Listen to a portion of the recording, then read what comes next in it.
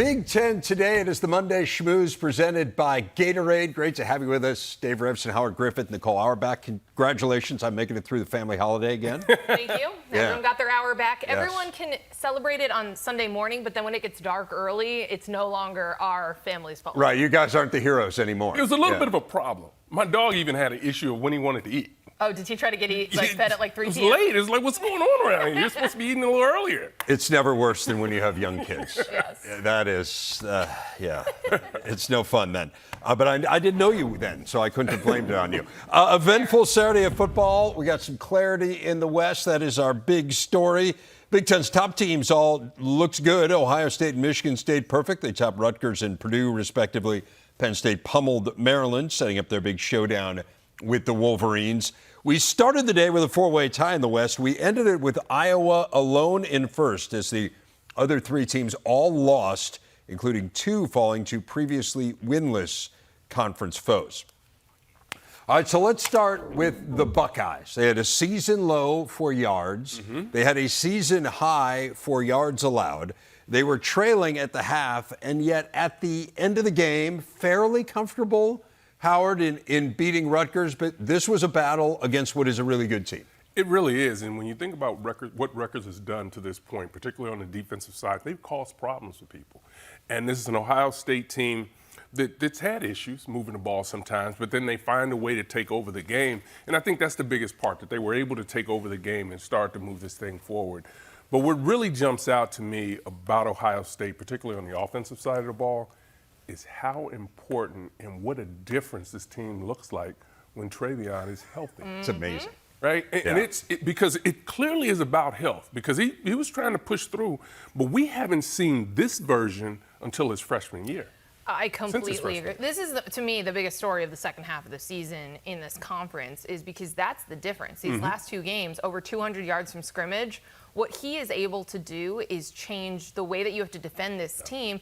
And that's only going to help Marvin Harrison Jr. We already talk about what a weapon he is and how you just got to throw it in his vicinity. And then you add a really explosive run game, or the potential for an explosive run game. Ryan Day afterwards was talking about, you put him in a situation and he breaks through tackles, or he gets 30 yards instead of 4 yards. Right? Like, he is that type of running back, and they've had next man up in so many ways, and they've tried to establish the run, but he just adds so many different dimensions because he can get to the perimeter, he can get through the middle, he can do all these different things. I think we talk about a couple of coaches that have made adjustments throughout the year. I think David Braun comes to mind, just the job he's been able to do. There are situations, to me, when PJ's gone through this year. But when you think about what Ryan Day has had to do with this team and just trying to change different parts, whether it's taking over play calling, defense has still been really good for them. And we've all just been waiting for that shoe to drop. Like, all of a sudden they weren't going to be good on that side of the football. But it hasn't. And it really, going back, and I keep saying this, going back to that playoff game, this team has really been ascending. And yes, it's so much different than what we're accustomed to, because we want to see this dominant offense, but they've had to retool at the offensive line. But what's been good for them, tight ends have been unbelievable. Marvin Harrison is just who he is. The quarterback position is still a work in progress, but when you look around the country, yes, there are guys that are putting up huge numbers when you start to look out west, but still, McCord is doing exactly what he needs to do for them to get wins, and it's gotten better as the season has gone on. And you mentioned the defense, just tremendous in the red zone. Rutgers was down there 6 times. They got 1 touchdown, and that really was, that was the story of the game. You just can't beat Ohio State with field goals. And that being said, look, Rutgers played really well. Kyle Monangai is fabulous. He is certainly on the short list in the discussion for the best running backs in this league. We just heap praise on Travion Henderson, and deservedly so, but Kyle Monangai is really good. And I like Greg Schiano. He continually says, we're close. We're not there yet.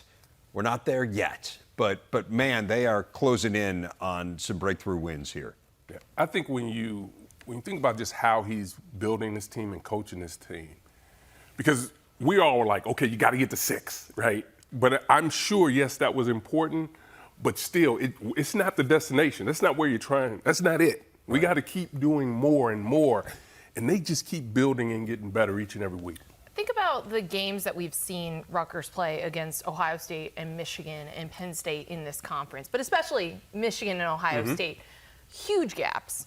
And the fact that they're playing this tight, that we're frustrated, they're only getting field goals and not touchdowns, shows where they are. Yeah. And that this style of play that we have praised basically every single week on this show, defense first, run the ball, really good at like the time of possession, controlling games, that is going to keep them in a lot of games. And it did against Ohio State, #1 team in the country right now. So there is a lot to like, I think, about where this program is going, where they are, and the way that they lost that game. I know he doesn't say that. They don't want to say it that way, but they were right there in this game. Yep, they're going to have to get better in the pass game. I mean, I think that's still the issue. Every game they've lost has had a common theme, and that's a pick six. Two of them were really back-breaking This was pick a sixes. crazy one. It was a crazy play, no doubt. But that changed the game. Right, but I mean, Wimsatt's under 50% again. He's been fabulous. They've really added him as a dimension in the run game. He's doing a lot of really good things, but you got to be a little higher in that completion percentage, I think, to truly compete at the top. Yes, but I think as they continue to elevate, that's a part of his game that's going to naturally improve. Yeah. Or something else is going to happen, right? Somebody's going to pass him. And he doesn't want that to happen because they truly believe in what he can do. So it's about really this offseason, and as this season, the rest of this season, just continuing to get better. But they know what to expect out of him. And I think that's the coaching brilliance in this whole thing.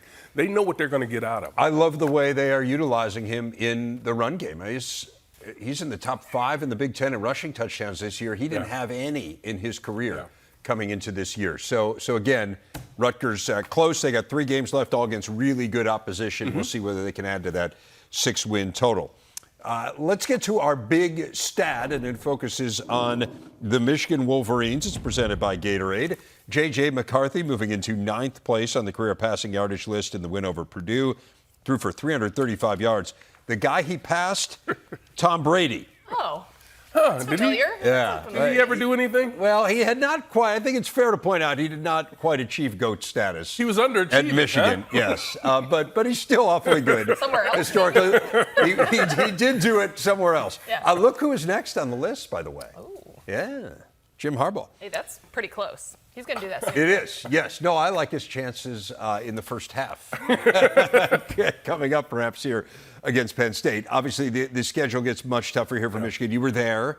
What did you take from this performance by the Wolverines, which in the end is a blowout, but was a little uneven, I'd say, particularly in that second quarter? Yeah, it wasn't J.J. McCarthy's best game. The fact that they're able to win these games so comfortably when they're not close to their ceiling, I think is encouraging, sure. They were also coming off of a bye week, a lot going around outside the program. It felt like they just needed to shake off some of that rust.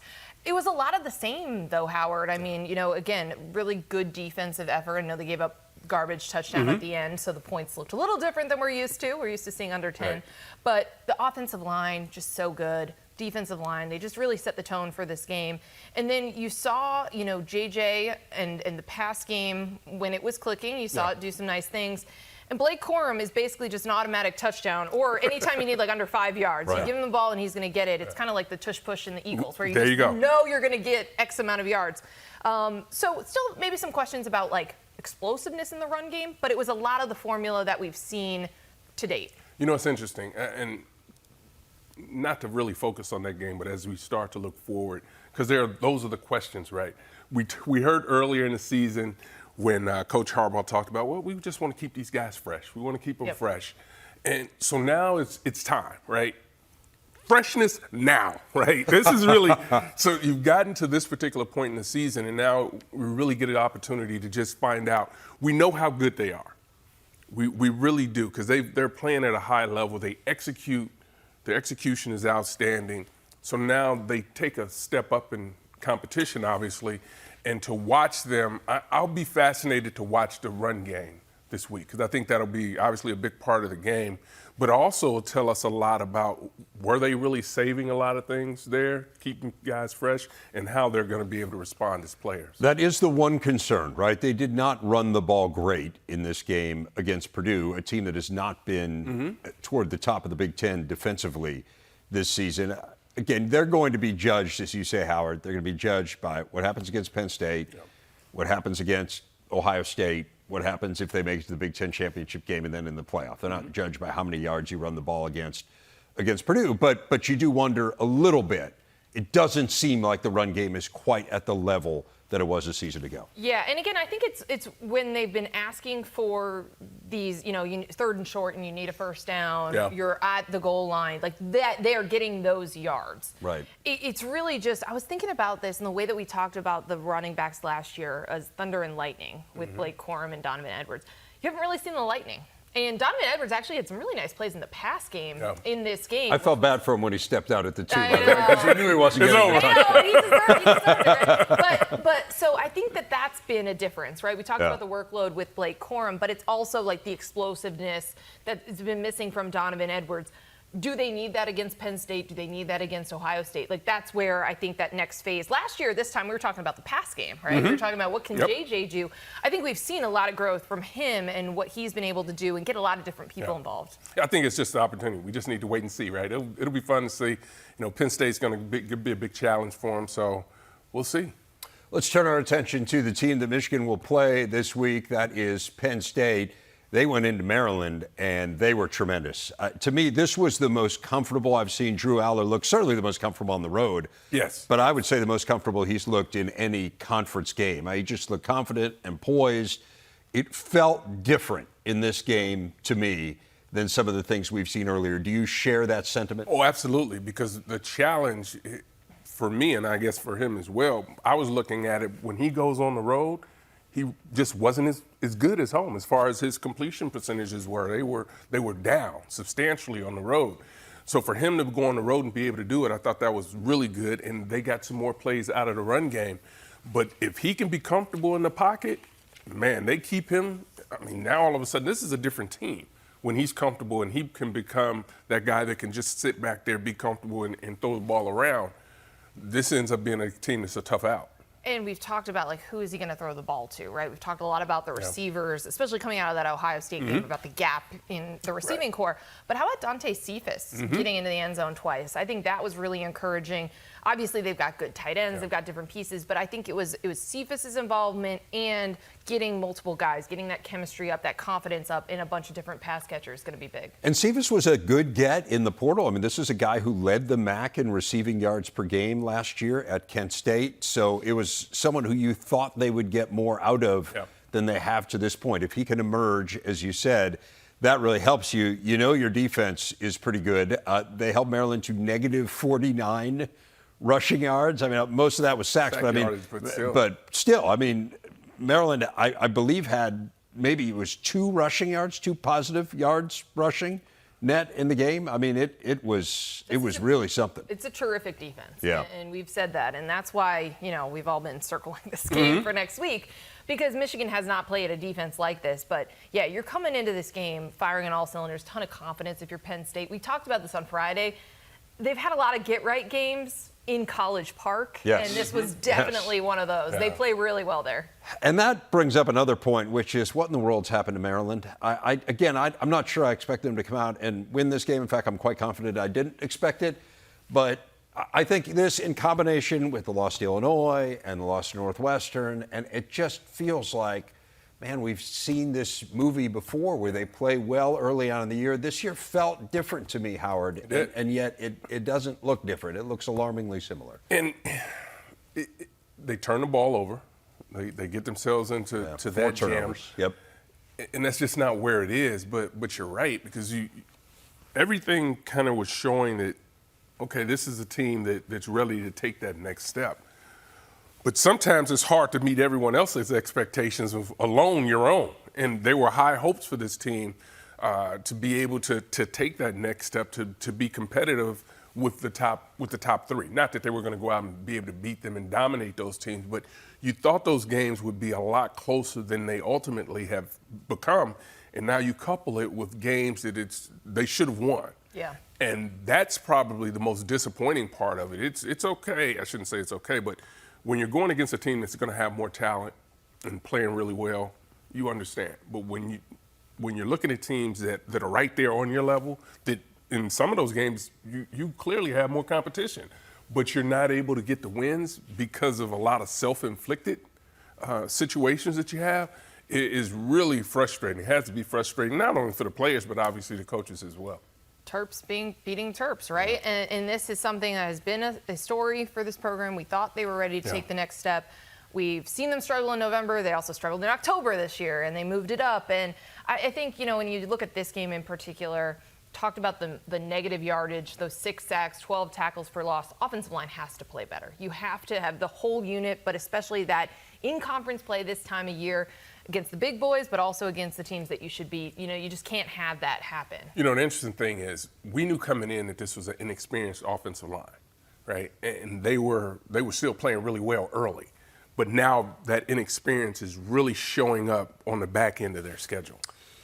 It's rough. I mean, they've got to win either the Nebraska or the Rutgers game. I think it's pretty difficult to expect them to beat Michigan, but you've got to win one of those and get to a bowl. You were 5-0. Yeah, 5-0. you got to get to a bowl. You can't lose 7 in a row at the end of the year here. We started last Saturday with a 4-way tie in the Big Ten West. We almost ended it with a 5-way tie, but Iowa got a field goal in the final minute to avoid overtime with Northwestern, put the Hawks alone in first in the division, a game clear of Minnesota, Wisconsin, Nebraska, the Wildcats, and Illinois, which topped the Gophers, are 2 games back. Let's start with Iowa. They're in first place. They deserve that. 169 yards of offense. It is their 3rd win with less than 170 yards since the start of last year. That is more than the rest of the nation combined. I mean, we talk a lot about how unusual what Iowa is doing is. If that doesn't put it in perspective, I don't know what does. And yet, did you have a doubt? I mean, this was kind of like, this was just how they play, and they did it to perfection. For people who thought this was going to be higher scoring than some of the baseball games that we saw at Wrigley Field. 7th highest scoring game at Wrigley Field this year. There were 6 baseball games that were higher. That's about what I expected. Yes. I did not expect Jerry, by the way, our pal Jerry DiNardo. That was the worst pick ever. 63 points. The one time he's bold. It's the wrong time to be bold. But no, this was exactly the kind of game that I expected to see. I mean, we've talked about this over and over, Howard. How many Mondays have we come in here and said, okay, great defense, good special teams, and then like one play of offense, one big play. And they got that. That one big passing play that sets up the field goal, and that is what they needed. And that is the formula for Iowa football. This is also why they're making an offensive coordinator change at the end of the season. But this is enough to win the West in the final year of the West. Like this formula works against these teams. It's just, it defies logic. It really does. But what it tells you, you better get off to a fast start against Iowa. You have to. Yeah. The defense isn't going to let you do it, but you need to get off to, because if it gets to the 4th quarter, you don't know what's going to happen because they're in the game. They're right where they want to be, and they can find a way to make plays at the end of games that change everything. Yep, they scored 6 offensive touchdowns in 6 Big Ten games, and here they are in first place in the division. Again, special teams winning it for them. It was interesting. We finally saw Cooper DeJean on offense. They ran 2 plays with him in there. They gained 14 yards, and then we never saw it again. I know. Now we need more of it. We'll get back. We'll get back. Put our toes into the water, but time to go a little further in. But I was glad to see that. We've been advocating for that. We have all been advocating it. Northwestern, another really nice effort, but you just have to be better offensively. A lot of that is Iowa. Yeah. But a lot of that is, I mean, you got to score on the goal line. Yeah, Iowa's going to be a tough team, but you're right. When you get an opportunity to score, you have to be able to take advantage. You have to be creative, find a way to get the ball into the end zone. But I continue to say I really have enjoyed watching this Northwestern team this year. I mean, I know it. They haven't won all the games that they wanted to, but for what this team, and I say it every week, what this team is dealing with and had to deal with and continuing to deal with, to me, speaks volumes about the people in that locker room. No doubt. Right there with the team is probably going to win the division. Yeah, and again, we've talked about this a lot, but the way that they're playing for this coaching staff, despite everything, playing really hard in these games. Backup quarterback doesn't matter. There's still the fight is absolutely there. But yes, it's that goal line stand, which again, credit to Iowa's defense, incredible stand. Right. But also that's the opportunity for Northwestern. Speaking of backup quarterbacks, how about John Paddock? Hello. What a story. What a story John Unbelievable. Paddock is. Yeah. So for those who didn't watch this game, quick summary. Illinois is down. They need a touchdown. They're backed up in their own territory. Luke Altmaier gets hit, fumbles the ball. Illinois recovers. And it's 4th and 11. They bring in John Paddock, who hasn't thrown a pass since September. He connects in 3 in a row, including a game winner to Isaiah Williams, and Illinois snatches a win from the jaws of defeat. This is why we love college football, right? Like it is John Paddock. He had a ton of experience, but we haven't seen him since September. Right. Put in this situation, 4th down. He completes the pass like it's nothing. And listen, this is not a spoiler. Thought about a helmet sticker here. Did not go with it because I could already see the comments on the Instagram post being like, come on, like three throws. You know. They don't win the game without him. I agree. But like this is what you love about this sport. Yeah. This is true next man up, true staying prepared. At any point you need to come into a game and being ready to do it. Have that built-in chemistry with your receivers and running backs and whoever you need to. Like, really just incredible to not give up on that game. To be prepared really speaks volumes for him, right? Because it's not easy to be a backup at any position, but particularly at the quarterback position. And normally when you come in for that starter, the first play is a handoff. Yeah. That wasn't an option, right? But the poise and the confidence he had, stepping up in the pocket, maneuvering, and these weren't just 3-yard passes. These were nice. These were nice passes that were made that he had to make to put Illinois in this situation. So, hats off to him. Hats off for being prepared when you don't think you're going to play. Illinois has to be the team in this. I mean, we've talked about like some crazy finishes, swings in games, teams that have won games. They probably didn't look like they were going. They've been in the most of them, I'm convinced. And they've gone against them. They've gone for them. But this was just a wild finish. Yeah, this is one of the seasons when players look back and coaches look back. It's like, wow, we were so close, and we weren't able to take advantage of it. But coming up with a huge win like this, I mean, that's huge. That will be Minnesota's lament, too, if they don't end up making it to the Big Ten championship game. The late collapse against Northwestern, now they let this one get away. They nearly let Iowa get away, although they did figure out a way to win that one.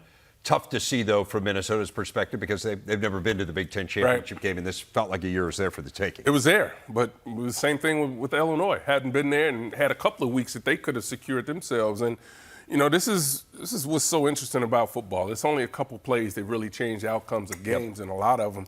And if you don't come out on the right side of them, it changes the whole season.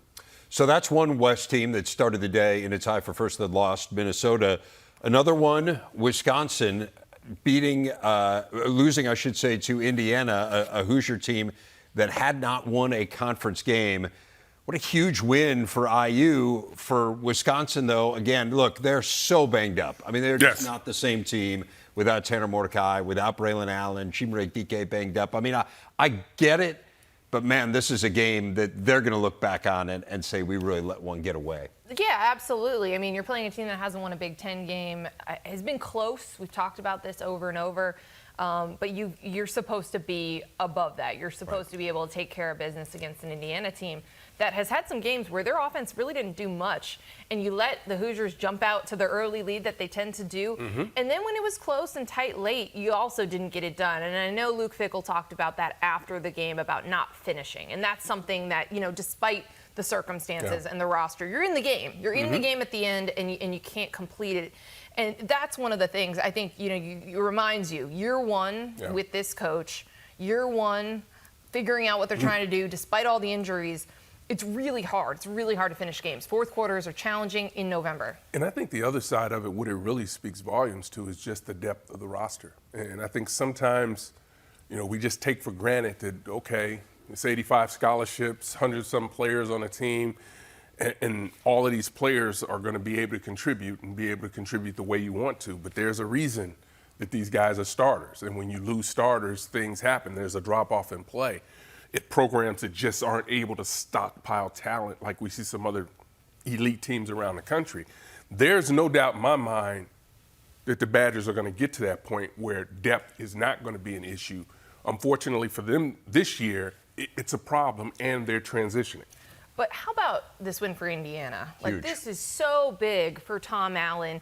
And, he is always kind of an emotional guy, but you could tell after this game, this meant a lot to actually get it done. They were so close against Penn State, which would have been this type of cathartic release. Because, when you're in one of these seasons, and I know we're going to talk about this with Michigan State as well, It's so hard because you're still practicing really hard. You're still preparing, but you're not seeing it in the win column. Right. And it's really disheartening. And so for them to get across that finish line, get the win, you had to feel great for the Hoosiers. We talk about this a lot, and we will get on to Michigan State, but just kind of in the context in general of that camp tour that we go on every year, right? And you think about how much everyone is putting into it, right? And there were seasons where we would go, and there's a program you're watching, you just know they're not going to have a good year. It's just not there. But to your point, Nicole, man, they're working hard. And to see some of the fruits of that for IU, and then for Michigan State, a team that has had a ton of stuff that they could have never predicted kind of thrown into their season, to lose their coach a couple of games in, to figure out a way here to beat Nebraska when they had largely been non-competitive. You know, different from Indiana. I mean, Michigan State had been getting blown out of games, and they figure out a way to get a win here. On senior day. Again, like, you have to feel so good for these players and the coaches. We know everyone involved in all of these sides, right? So, you know, there's always a winner, there's always a loser. But for them to have that moment, despite everything, and for Harlan Barnett to get that win, he has not won a game as the interim head coach because he walked into this environment in conference play that's challenging.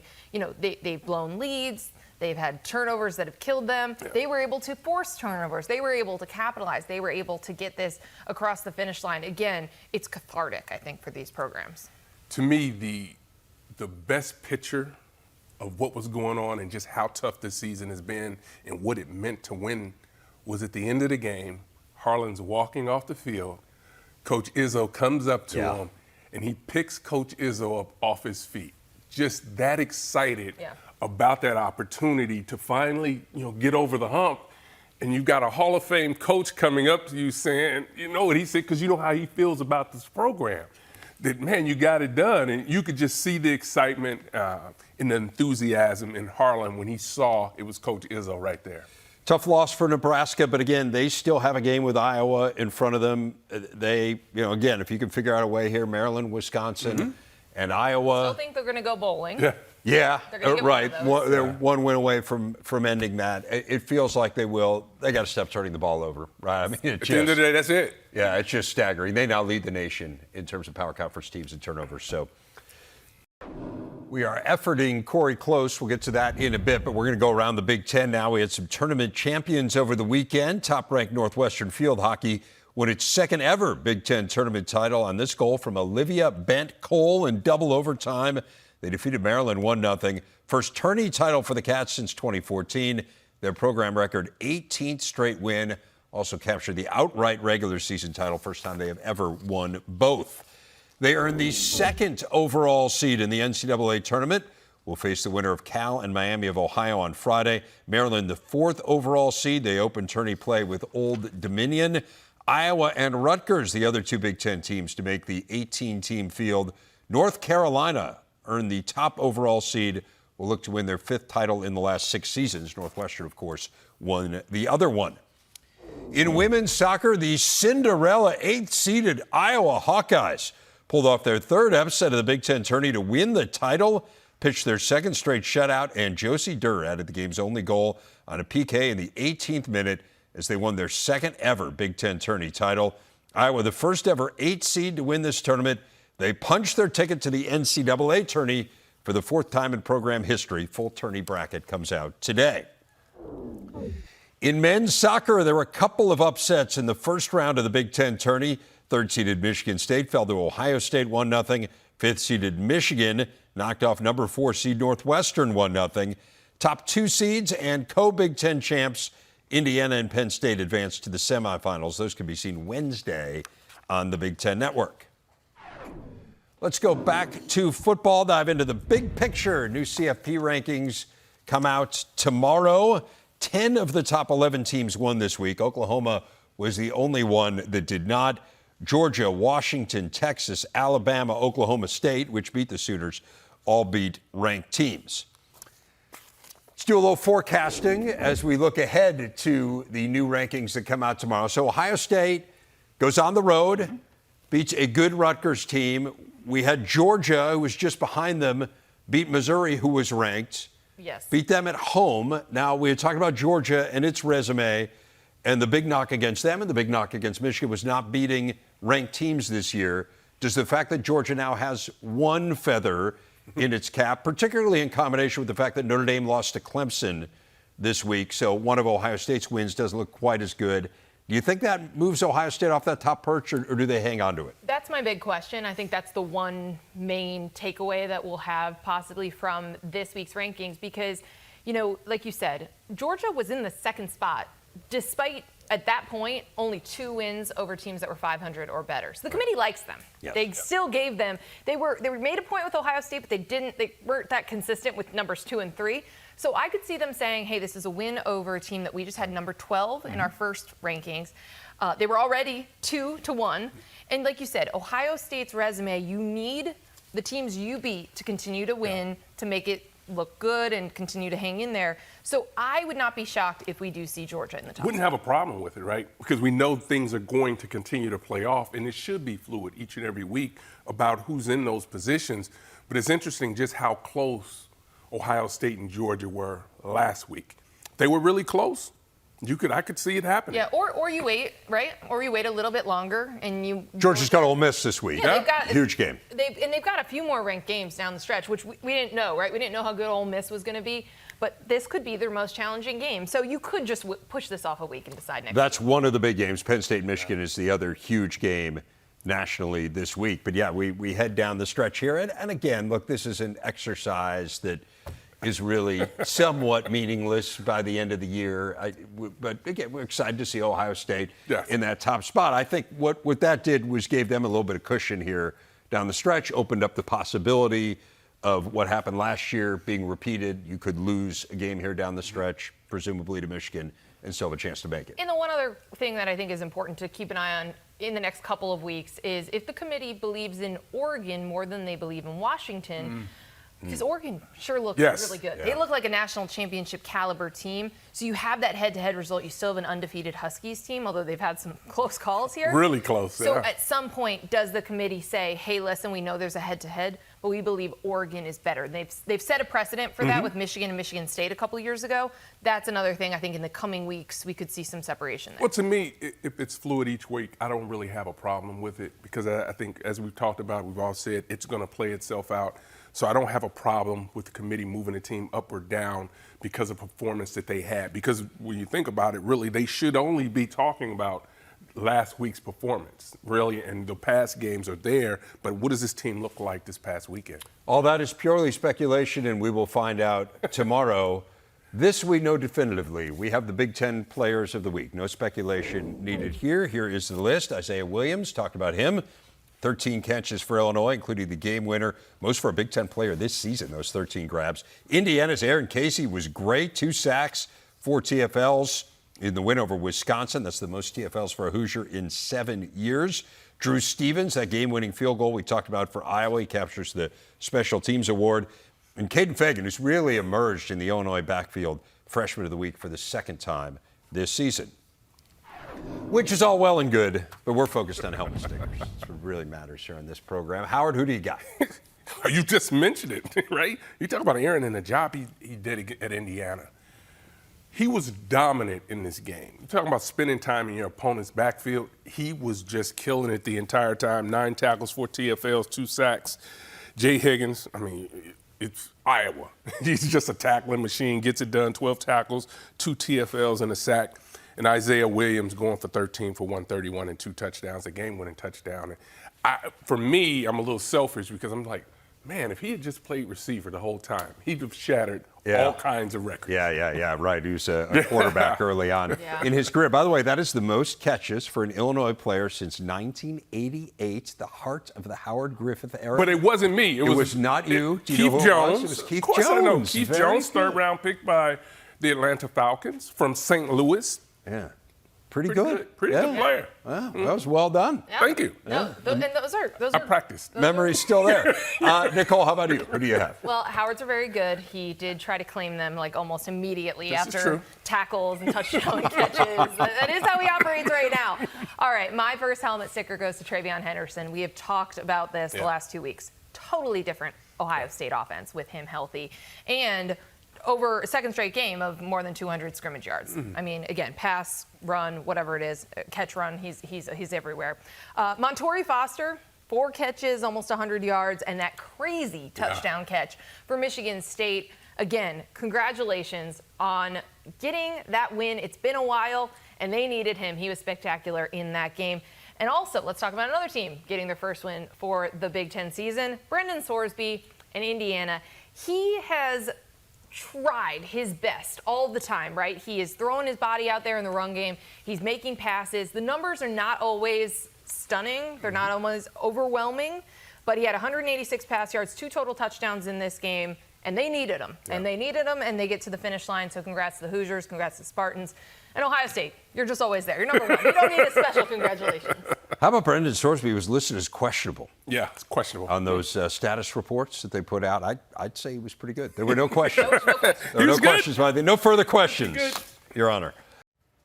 As we told you earlier, Michigan improving to 9-0, taking care of Purdue on Saturday. It was the Wolverines' first game in 2 weeks, came a day after Connor Stallions, who's at the center of the allegations of illegal in-person scouting by the Wolverines, resigned his position with the program. Jim Harbaugh held his weekly news conference earlier, and we are told, obviously we weren't able to listen to it because it was while we were on the air, we were told that he said no comment on anything going on with the investigation. Bring us up to date on kind of where things stand here, Nicole.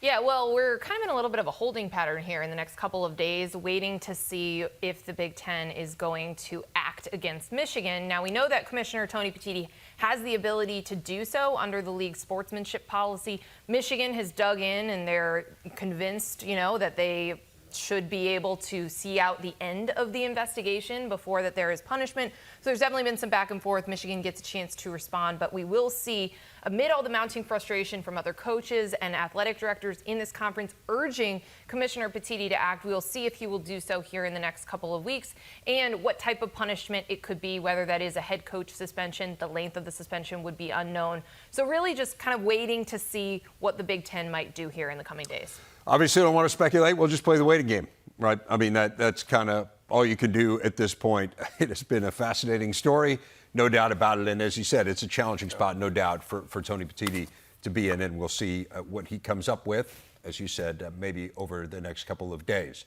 In the meantime, we're going to continue here on our show. We will get you some thoughts on what is ahead for the Wolverines, the big game against Penn State coming up on Saturday. Our early keys to that one just moments away. Wrapping things up here on Big Ten today. Dave Revson, Nicole Auerbach, and Howard Griffith back with you. Unfortunately, we were not able to make it work with Corey Close. Really feel terrible about that, and hopefully we'll have her on again at some point this season. But let's look ahead to the big game of the Big Ten. And we've been talking all year.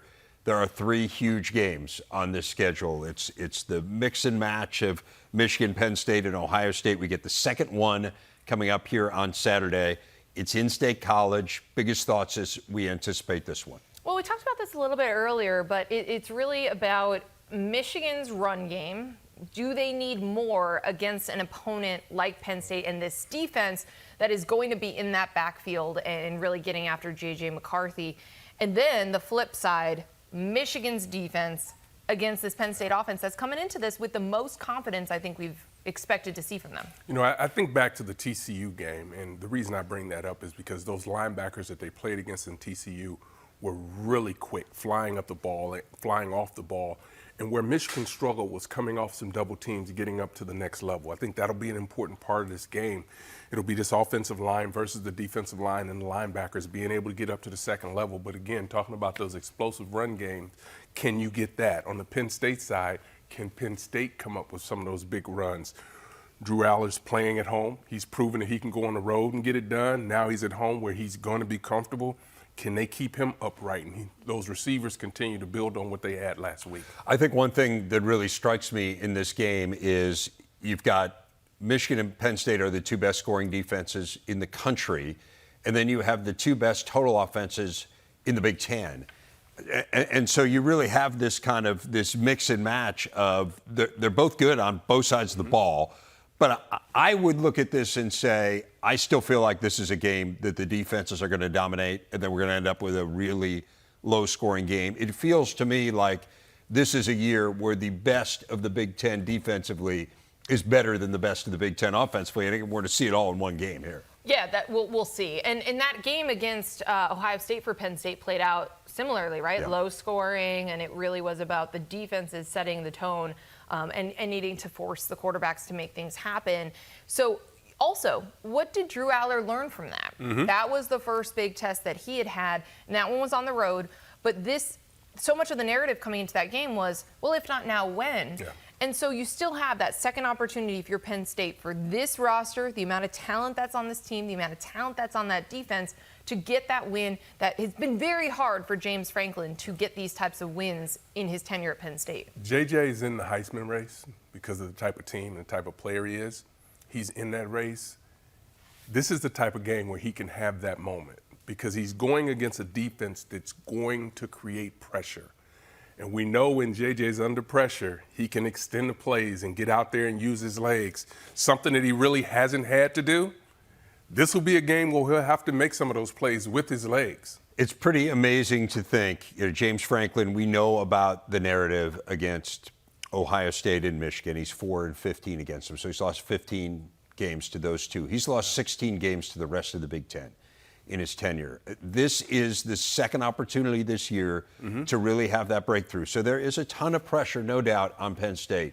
You're at home. I also think it's going to be a fascinating narrative to see kind of how Michigan is greeted on the road. I mean, I understand the Michigan State game was kind of like right as all of this was breaking, but Michigan State just was not up to the task against Michigan.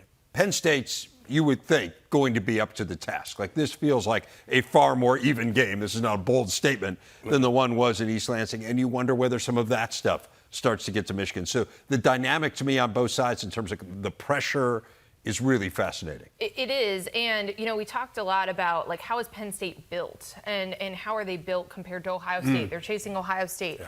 A lot of what they've been doing in their run game is kind of the way Michigan runs the ball, right? They want to be able to, if the game is played in a phone booth, to be able to run the ball. Talked about their lack of explosives. So maybe are they a little bit better positioned to compete against Michigan this year than maybe in the years past? Yeah, it's going to be fun. This is good, really. You talk about the crowd. They're going to be into it. They're going to be energized, maybe even a little bit more. But there are just so many parts of this game. Right, you got the offense, defensive line. You got the linebackers having to cover. You talk about Penn State's linebackers. Edwards, is going to be out in routes, running routes. They're going to have to be able to cover him. So there's going to be so many different parts of the game, and I'll tell you what, it's going to come down to special teams, right? Special teams is going to have a big say in what happens in this game. Well, we will dissect this game from every possible angle here coming up over the course of this week. Want to remind you again, we have basketball tonight. We have both Michigan State and Purdue on our air. We'll be in studio for that. Cannot wait. Apologies again to Corey Close. We'll see you tomorrow.